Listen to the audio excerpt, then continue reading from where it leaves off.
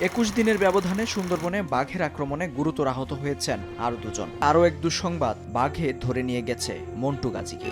পাথরঘাটা দক্ষিণ কাঁঠালতলী এলাকার বাসিন্দা কালাম পড়েন বাঘের মুখে। এভাবেই জীবনের ঝুঁকি নিয়ে সুন্দরবনের প্রাকৃতিক মধুর সংগ্রহ চলে। সকাল হতেই নদী পাড়ি দিয়ে বনে নেমে পড়েন মৌয়ালরা। জলে কুমির, ডাঙায় বাঘ, এ ভয় নিয়েই চলে মৌচাকের খোঁজ ও মধু সংগ্রহ। এত ঝুঁকি সত্ত্বেও ঘরে বসে থাকার সুযোগ নেই, কারণ বন থেকে মধু আসলেই ঘরে চাল আসবে। গহীন অরণ্যে মধু আহরণে অনেক সময় তাদের সপ্তাহখানেকও চলে যায়। বাস্তব অভিজ্ঞতায় আমরা দেখেছি, এ সময় তাদের খাবার তালিকায় পান্তা ভাত আর শুকনো চিড়া ছাড়া তেমন কিছুই থাকে না। শুষ্ক পরিবেশ ও গরমের কারণে অসুস্থ হয়ে পড়েন অনেকেই। তারপরও তারা দলের সাথেই থেকে যান। আমি একশো যদি না মুখ না কাটি আমাকে এক সিজনটা ফুল মার।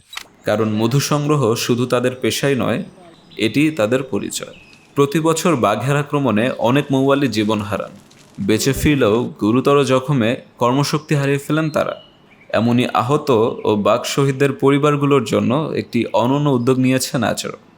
আপনাদের প্রতিটি অর্ডারের একটি অংশ পৌঁছে যাবে তাদের পরিবারের কাছে। Initiative for coastal development, ICD এর সাথে উদ্যোগটি বাস্তবায়ন করবে ন্যাচার।